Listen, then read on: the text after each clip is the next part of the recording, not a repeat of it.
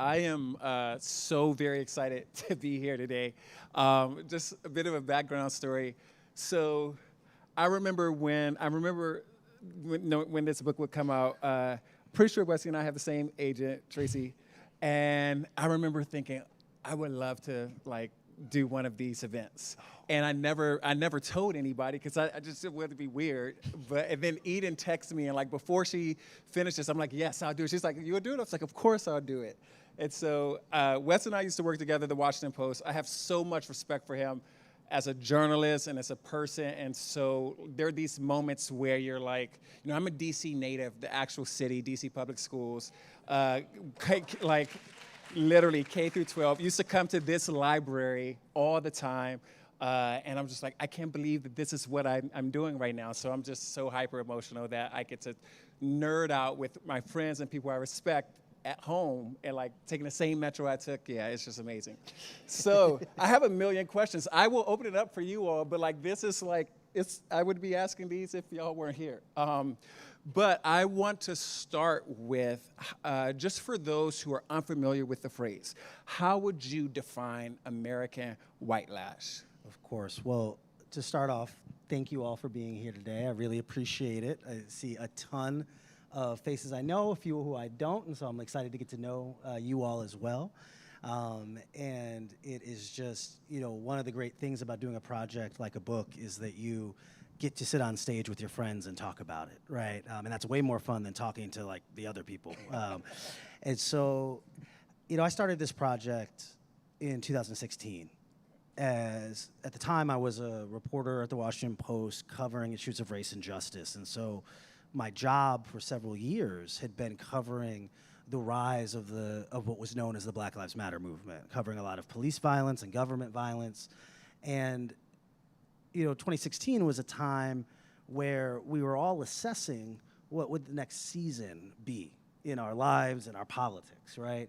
That here I had covered the rise of a racial justice movement that had been occurring at the end of the Obama presidency. And so I was thinking about what will my job be moving forward? Well, how will the first female president handle these issues? And what will that look like? Will this movement gain in power? Will it lose in power? Well, as we know, spoiler alert, that none of those story ideas ended up being particularly relevant to what ended up happening.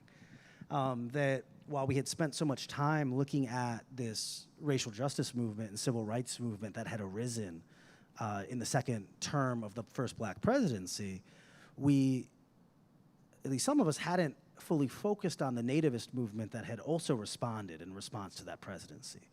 And that as 2016 turned to 2017, the stories of race and violence that were in the headlines were not as often the stories that we had been seeing during the second term of the Obama administration. Not that police violence had stopped, because it certainly hadn't. But the stories we were now seeing were about people doing Nazi salutes outside the inauguration, about a Muslim woman being attacked on a train in Portland, about a homicidal rally held by white supremacists in Charlottesville, about a synagogue shot up in Pittsburgh, or a Walmart shot up with the targeting of Latinos in El Paso. That we were seeing these moments of white racialized grievance turn into white racial violence.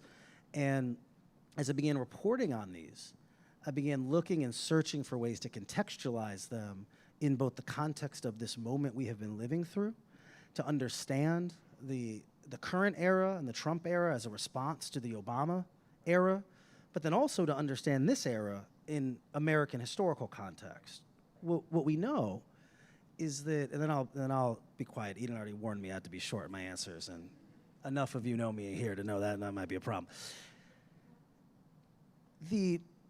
What we know is that we have a country that was founded on an explicit racialized caste system, right? That at our inception, we made decisions about who could be seen as fully human and who had a full claim to citizenship. And that throughout our history, we've seen the rise of movements aiming to force us to be a multiracial democracy. But at each major moment, what we've seen when our nation takes a step towards our promise of being a multiracial democracy, we see a violent thrashing in response. And that is what I've come to think of as an American white lash. No, an American white lash is part of the American story. And in addition to being at the Post together, we were at CNN at the same time, and I remember, as I'm sure some of you all do, the night that Donald Trump won, CNN commentator Van Jones was on air, and he was explaining that a white lash had happened. And I think one of the things that's really important, one of the things I enjoyed about this book, it's pretty much a history book. Like, I think I saw the title, I was like, oh, I know what this is about, Post, and this is about like America. And I think as much as some people may think the Trump presidency was a white lash to the Obama presidency, what this book really details is that one, the white lash to the Obama presidency started like the night he was elected, but this was not the first white lash in American history by any means. But specifically focused on the Obama presidency, why do you think so many of us missed how early the white lash to his presidency was happening? Well, I think part of it is that in some ways I almost think that we may make a mistake even when we begin to think of the election of a black president as the beginning of some type of new era. And in fact, the election of a black president is a plot point in the era that began when we created multiracial democracy in the late 60s, right? That we have a country that at its inception was an explicitly white supremacist country that transitions post-emancipation to being a white apartheid state, more or less.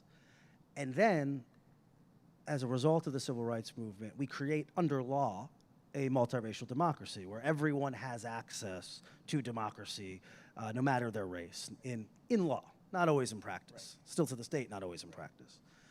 But that begins what is a very, frankly, atypical era in American history, right? A very recent, our democracy as we understand it is very recent. I remember talking to Jesse Jackson the days after John Lewis died, and he was talking about how we should consider those who are on the Edmund Pettus Bridge to be founding fathers, right? That democracy was created through those campaigns because it did not exist prior. Yeah. And so what we see is that several decades after the creation of American democracy, we see the election of a black president, something that was impossible prior to that. What had been happening, though, in that moment is our country had already been thrashing and grappling with a rapid demographic change. That beginning in 1965, we changed the way that immigration functions in this country, and so the country begins changing demographically at a rate and a pace unlike anything else in American history. At that same time, we now have enfranchised black Americans. We've now gotten rid of legalized segregation. And so we see what are massive foundational shifts to the way that our country operates and functions. And that our majority white population is remarkably aggrieved by what happens there. The feeling that the country has changed and that the equality that is now being given to other groups of people is coming at their expense. Sure.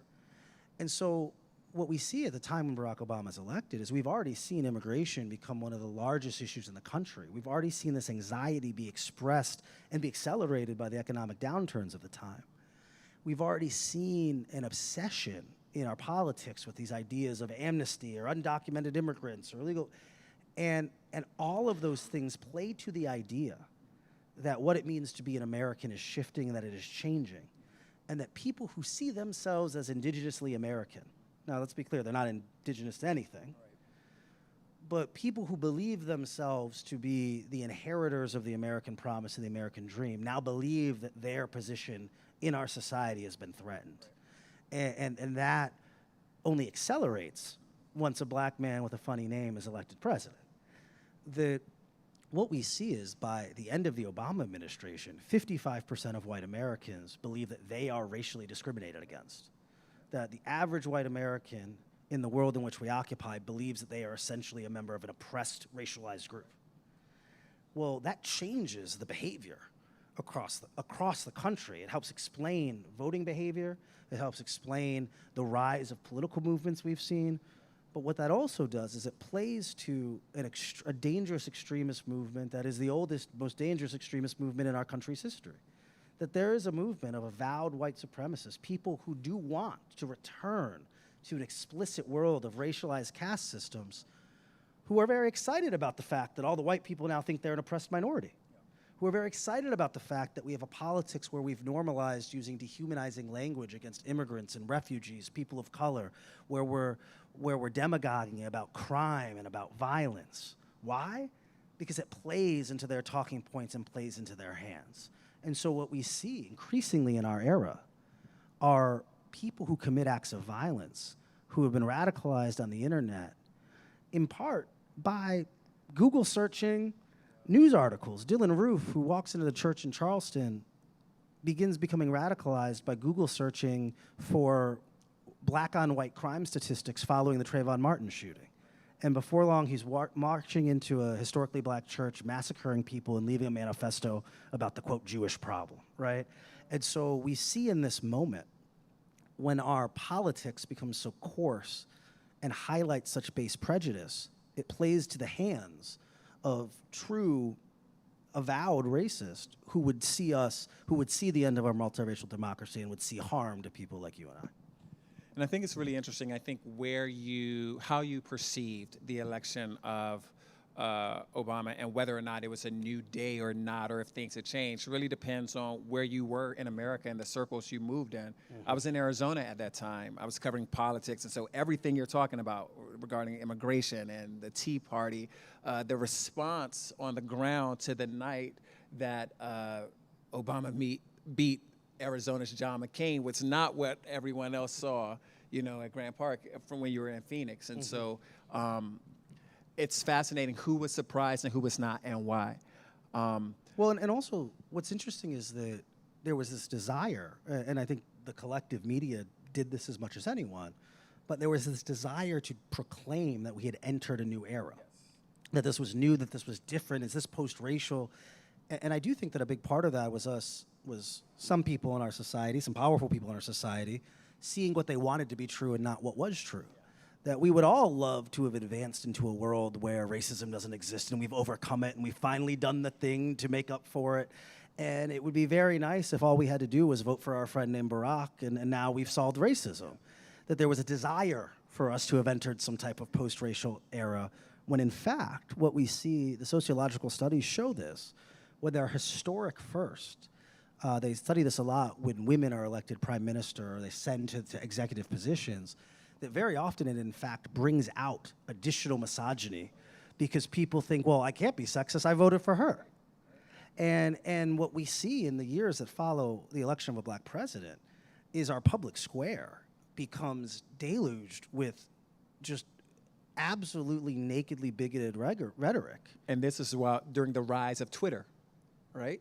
During all of this is happening. And so you see the rise of social media and people are able to opine on all of this in ways that never before were people able to talk about that. Certainly. Yeah. In addition to being a DCPS alum, I am an alum of University of North Carolina and Harvard. And so I have a lot of thoughts about today. And many more degrees on this side of the stage please, than on this side of the stage. Please. There's no way we can talk about American white lash without talking about this affirmative action ruling. I mean, it's... Wait, what happened? Well, I've heard. I don't know if you were on social media at all today, but supposedly Clarence Thomas said one thing and Justice KBJ said something completely different. Yeah, it doesn't seem like they like each other very much. Yeah. Talk about this American white lash being what the next steps of American white lash, as in this being an ongoing thing in our society that we should expect to see continue to happen. So what's interesting is that this book looks at and focuses very specifically and very directly on violence, right, on avowed white supremacists. But what we also see in these moments are the ways in which white supremacist structures and systems are wielded as means of slowing down, preventing, or undoing the appearance or the perception of racialized progress. The historian Carol Anderson writes a great book, White Rage, looking at the ways that the white citizenry goes about counteracting steps towards equality and equity, whether that's changing where they live, whether that is discrimination in their hiring, whether it's the construction and creation of new private schools so they no longer have to send their children to integrated schools. And so, and and it's also interpersonal violence. Rioting that we see around the country in response to the Great Migration as black people come into neighborhoods and come into places. Rioting we see around the country as immigrant groups come into places, which I document quite a bit in the book. And so it is unsurprising to me that in this moment we would see our structures and our institutions, and that we would see very well-funded movements succeeding at undoing some of these steps forward. I mean, it's impossible to not acknowledge that the decision that was handed down today was handed down by a court where several members of the majority decision were appointed by our openly nativist former president. And so there's an obvious correlation between those things. What I think is also interesting, though, is, and if you all haven't listened, my friend Joel Anderson has a great podcast out right now on Clarence Thomas for Slate, Slow Burn. And it's so interesting when you look at Clarence Thomas, who in many ways his entire project in public life has been to undo affirmative action on the court. It's very interesting to look at why and how his animus for affirmative action programs is started. Clarence Thomas grew up as a black radical. He wanted to be a Panther. And he gets into Holy Cross based on an affirmative action program. He goes to Yale Law School on an affirmative action program. And everywhere he goes, he's surrounded by white people who tell him he doesn't deserve to be where he is. And he grows extremely resentful of this idea that no matter where he ends up, he's being told that he was given a handout and he did not deserve this, that he hadn't earned it, that he wasn't smart enough. What's actually interesting is that that phenomenon that Clarence Thomas is describing is a form of white lash. Was that a step had been taken to try to create an equality and equity for people who look like Clarence Thomas. And he couldn't enjoy the benefit of that without being subject to aggressive hostility from people who believed that the leveling of the scales meant taking something out of their pocket and putting it in his. And so even though I would imagine if I were Supreme Court Justice, maybe I would have been on a different side of that than he was, what's remarkable is that a big part of his personal animus towards affirmative action policies are because he lived through them and he experienced the type of backlash that happens when we try to take steps to right historic wrongs. Yeah. But the bigger thing with Clarence Thomas, to your point, is it's not that he was on the receiving end of this white lash, it's that he believed it.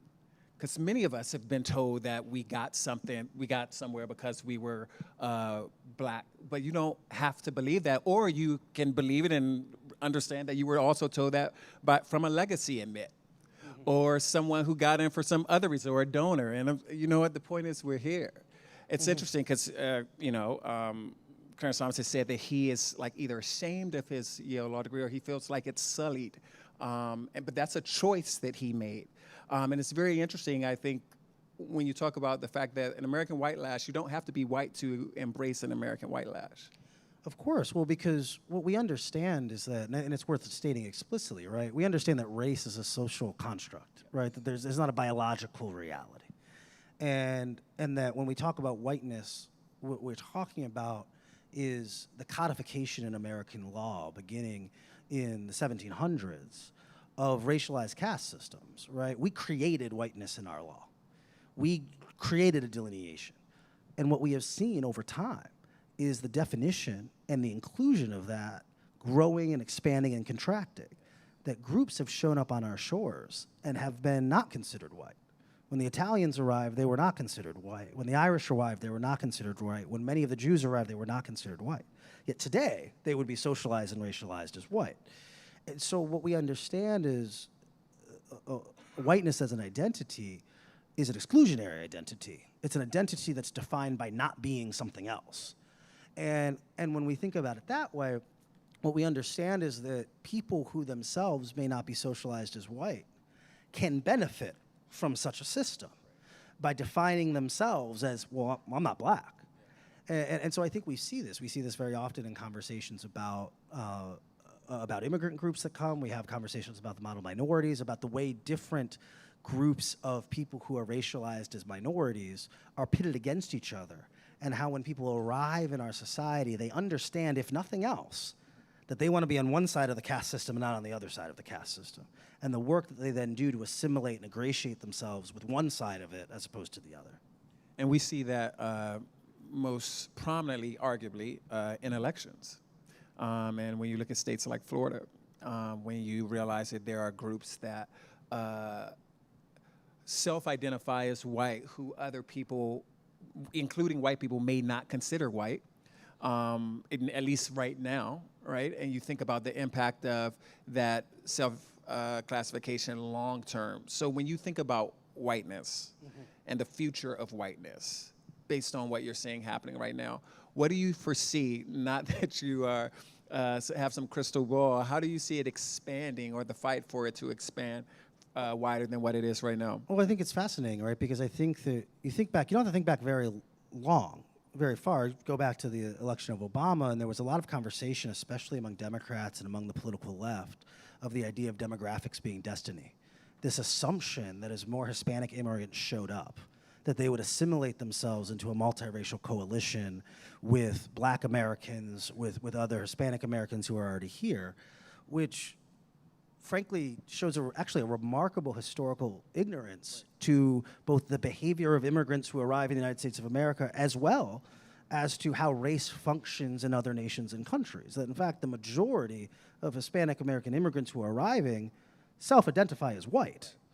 And that upon their arrival, again, you look around and you say, okay, this entire society is based on the white people being good and the black people being bad. Which ones would I like to associate with? And there's a pretty obvious understanding of how that is going to codify. And so I think that there was a lot of very short-sighted political analysis and a lot of very short-sighted political thinking about what was going to happen in the future. And frankly, that short-sightedness played into the hands of the people who would preach that there's a white replacement genocide going on and that this is all inevitable and the country is gone and there's going to be, when in fact, none of that was ever actually particularly likely to happen based on what we know about who is showing up, what politics they bring, and how other immigrant groups who when they arrived were not socialized as white, how they have assimilated themselves into our culture here. Yeah, but I believe that take, obviously it wasn't, ill-intended. I think it largely has to do with, and I say this humbly, how ignorant all of us are about the country we live in. It's an incredibly complex, diverse country. Certainly. And, I feel like in being a political reporter, national political reporter, you're just constantly learning things about this place and its own history that are just foreign. I was in Seattle a couple weekends ago and reading about the history of the black migration to Seattle, which I did not know much about. And you realize these issues that you think may exist in your hometown, in your place, it's very different over there. There might be some similarities, but race does not show up everywhere the same way it shows up. Yes. I'm very interested in, as I noted, 'cause you wrote about the socialization of whiteness in the book. There's a particular story you wrote about in New Orleans, and I would love to hear you talk about a story that you found, a particular incident of a white lash that you were unfamiliar with, that was very surprising to you, that you feel like strongly correlates to where we are right now. I think that what was really interesting was as I charted some of the history of xenophobia in the United States, it was remarkable to me how, in some ways, almost uncreative our history has been. That upon the arrival of different groups, the frustration and the anxiety and the backlash comes out of the exact same playbook each time. That when the Chinese begin showing up to build the railroads across the West, there's a riot in Wyoming of white workers who are convinced that these Chinese workers are stealing their jobs, sleeping with their women, bringing disease, and predisposed to violence. When the Italians and the Sicilians begin showing up in New Orleans to work the docks, there's all this writing about how the mafiosos have taken over New Orleans and they're bringing disease and they're bringing violent crime and that time and time again, we see this exact same set of smears and dehumanizing rhetoric deployed to each group that arrives at our shores. And any objective analysis, time and time again, shows that it's all kind of made up. That no, they're not. That again, we know a lot about what it requires to immigrate to our country, about the self-selection of who can even make that journey very often, the reality of how much lower crime rates are of people who have immigrated, because people show up and they want to work and raise their families, and yet we play to this fear over and over and over again. And so I think as I went through that history, it was just remarkable to see that echo over and over and over again. Is there ever a moment when like a white lash is not happening? Are we in like constant white lash? That's a good question. I do think that it was interesting. I remember very early on in this process talking to Taylor Branch, the Pulitzer Prize-winning historian, whose histories of the civil rights movement everyone should read if they haven't. And I remember talking to him, and I was asking him, I was trying to figure out, do I break this into historical periods or what do, and he was like, yeah, you know, history doesn't really work that way. That you have these forces that are all times working in opposite directions. And so we always have forces that are trying to retain our society the way it was, or get back to it now.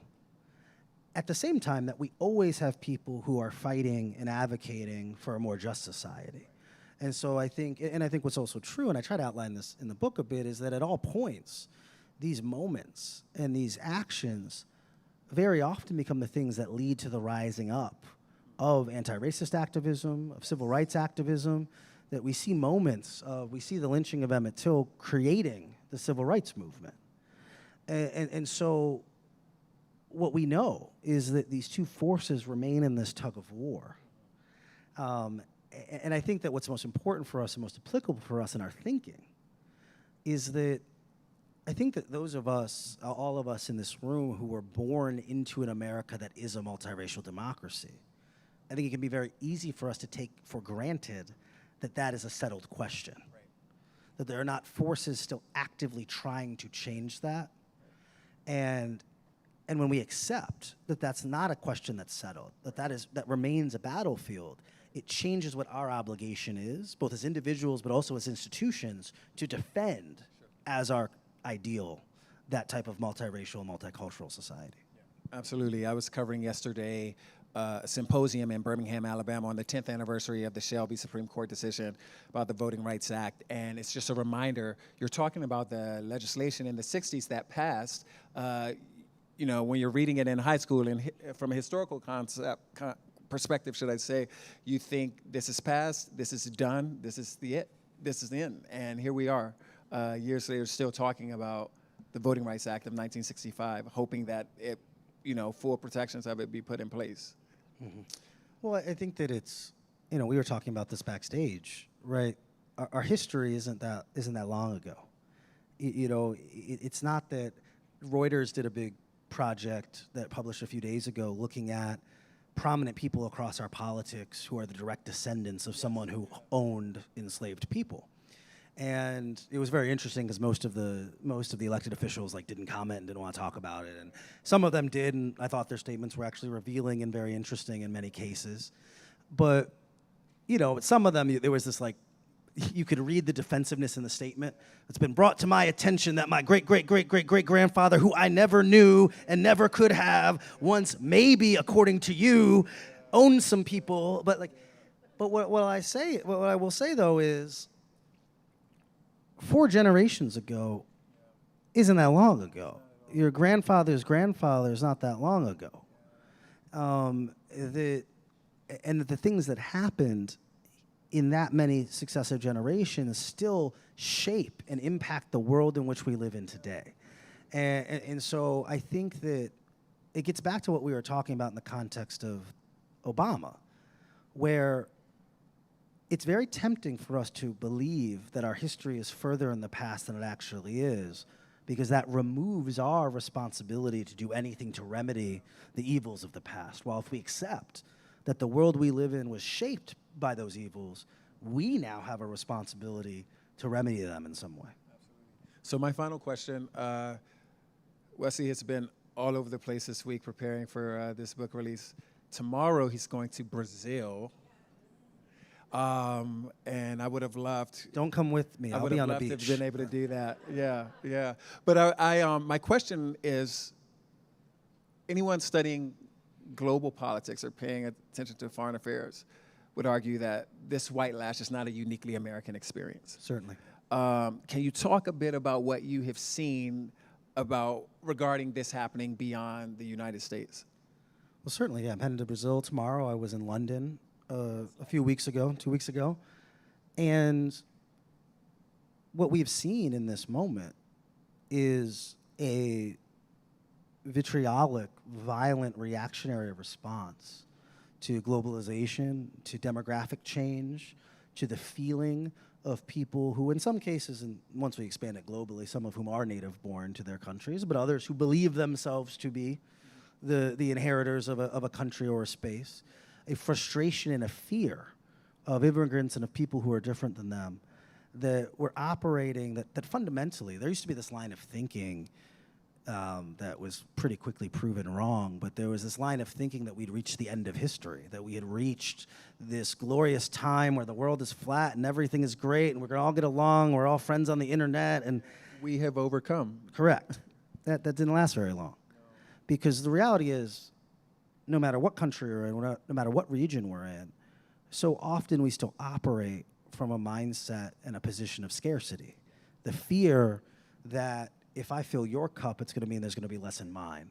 And we've seen this across the UK. We've seen this in countries across South America. This idea at a time when we have a relatively unprecedented refugee crisis across the world, that the people who are coming and who are arriving at our gates, if that we help them, if we allow them to assimilate into our society, that we are going to end up losing. And so the forces that we've seen at play here are not uniquely American. Now, we're pretty good at it, right? We've put some repetitions in how to respond vitriolically to multiracial society. But certainly wasn't something we invented, and certainly not something we've been alone in this geopolitical moment. Awesome. Well, now it is time to hear from you all. There will be cards that will be passed around.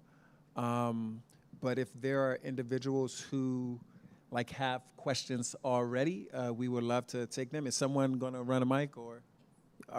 So if you could just put your hand up and share your name, and we'd love to hear your question.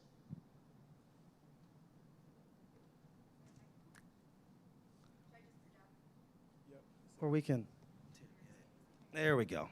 We got it, we'll figure it out. Anyone else who have questions, please raise your hand, and the gentleman in the peach shirt will bring you cards and a pencil to write them down. Thank you so much.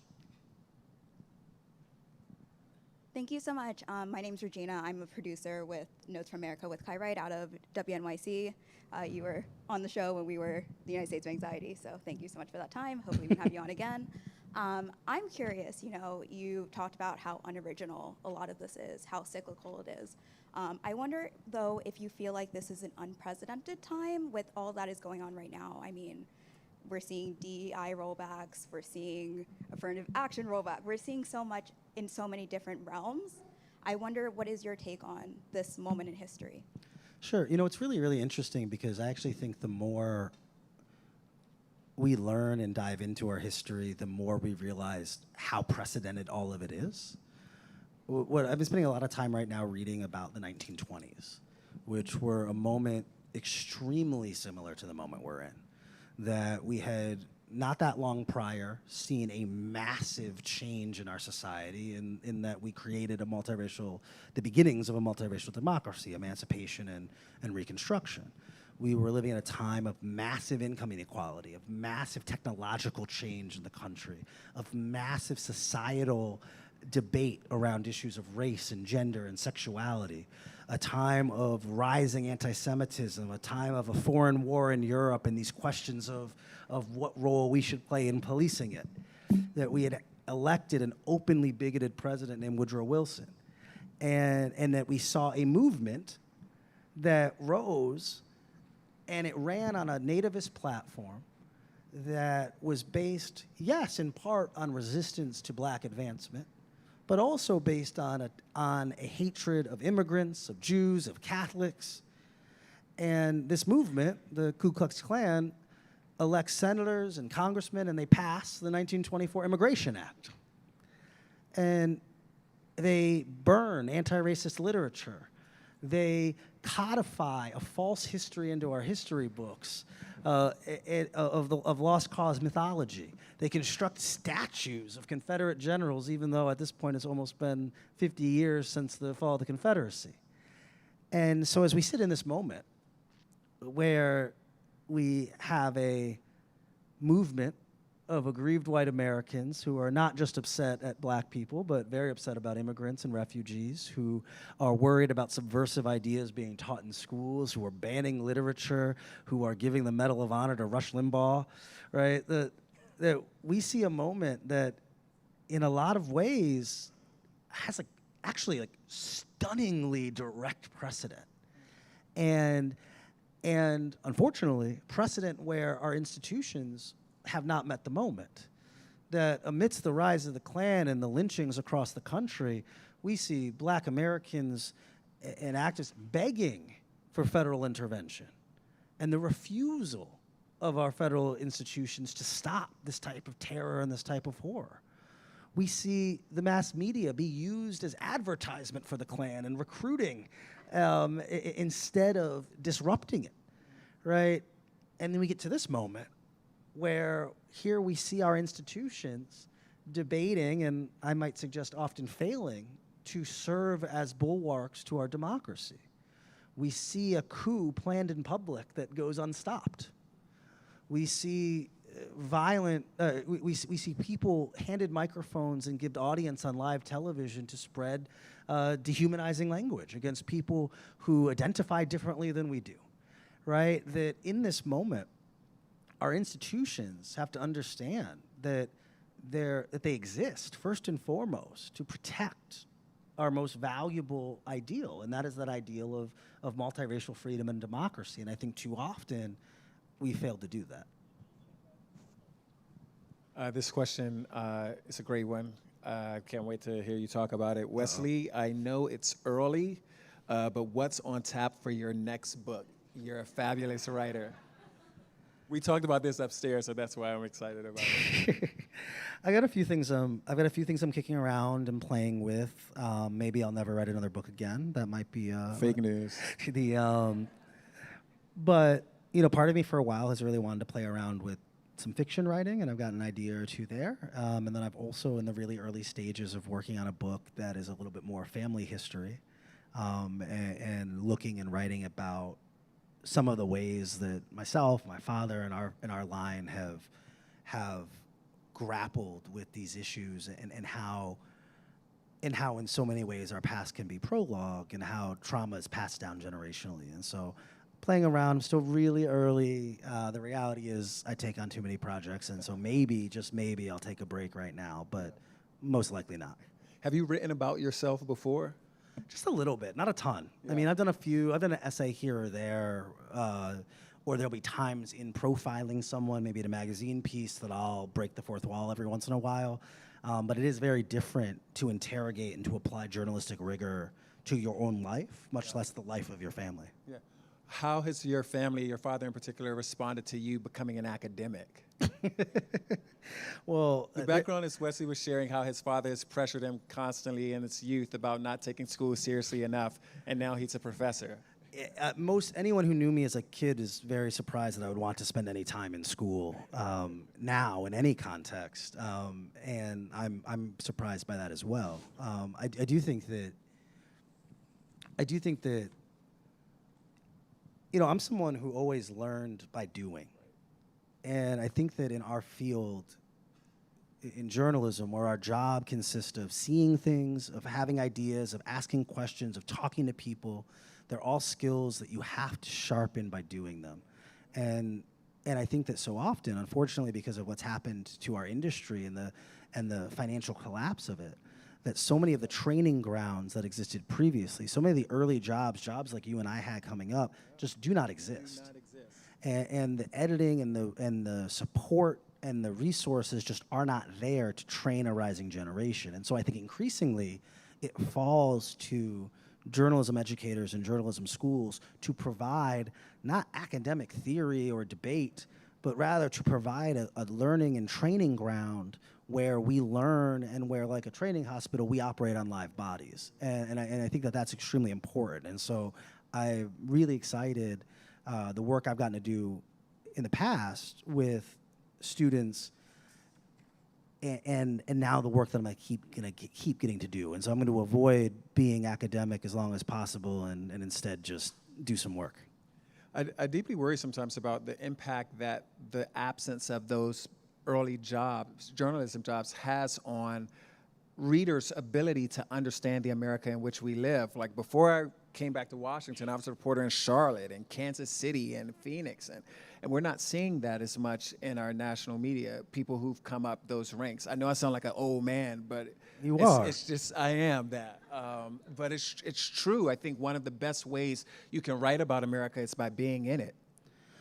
Well, and as you noted earlier, I think one of the biggest biases we all have is that we believe that, you know, we all wake up in the world we live in and we assume that everyone else wakes up in the same world. And the reality is that we live in the same place and occupy different worlds, that the worlds interact with us differently, and that therefore our experiences are very different. And I think one of the only solves to that is to truly, openly, emphatically, and empathetically spend time sitting with and talking with people who are different.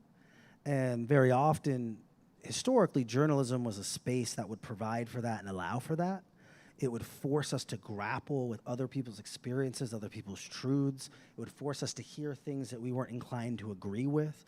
It would force us, as George W. Bush said once, he said that we often see the worst version of our opponents and the best version of ourselves. Yeah. Right? And I think that's fair. I think it's reasonable, right? And so what does it look like for us in a multiracial democracy, a world where increasingly we should be encountering people who are different than us? And what does it look like for us to allow for and allot for those experiences to be valid, to be recognized, to be acknowledged, and not to see that as an attack on our own? And I do think that a world in which we don't have the community building that comes from local media, where we are all sitting and watching the same thing, we're all experiencing the same thing, where everything becomes nationalized, where everything comes through a partisan or biased lens, that I think all of those things make it much more difficult for us to find shared solutions to shared problems. I think that's so true.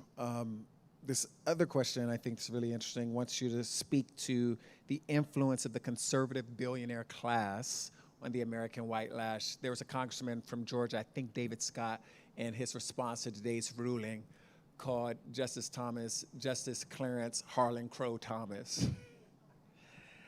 Jamel Bowie wrote a really interesting column at the Times a day or two ago, writing about the influence of the billionaire mega donors on our court and how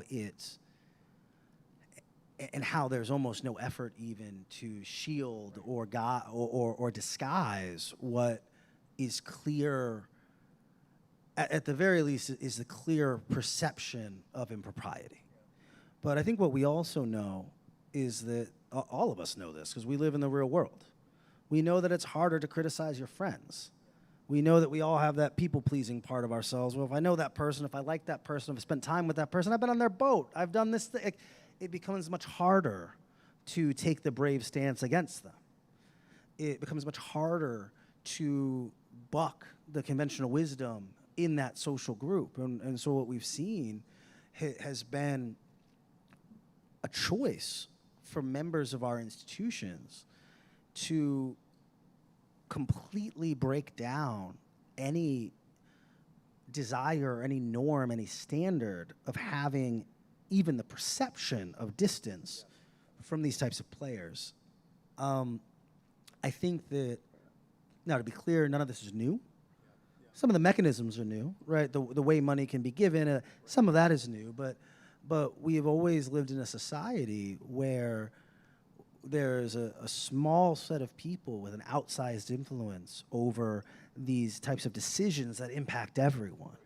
What we have today is more transparency about the existence of those systems. I think that when we see this precipitous drop in trust of our institutions, I think that correlates in part with the fact that our understanding of those institutions is clearer than it's been before. The more clean my mirror is, the less I'm going to trust my state of physical fitness, because I can see now that I need to go to the gym. And I think that what we have seen in institution after institution, whether that be organized religion, whether that be our banks and financial institutions, whether that be our media, whether that be our politicians, what we've seen through transparency is that there are some problems. And that is necessarily accompanied by a loss of trust. Well, this has been a gift. I'm so glad we got to do this. I want to do it again whenever this next book happens, Eden. And so you all get an opportunity to spend some time with this awesome person who is going to be signing books out at this table right here. And so I would strongly encourage you to go and get one. It's a really, really great book. Thank you all for coming and joining us Thank you all tonight. for being here tonight. We really appreciate it. Thank you.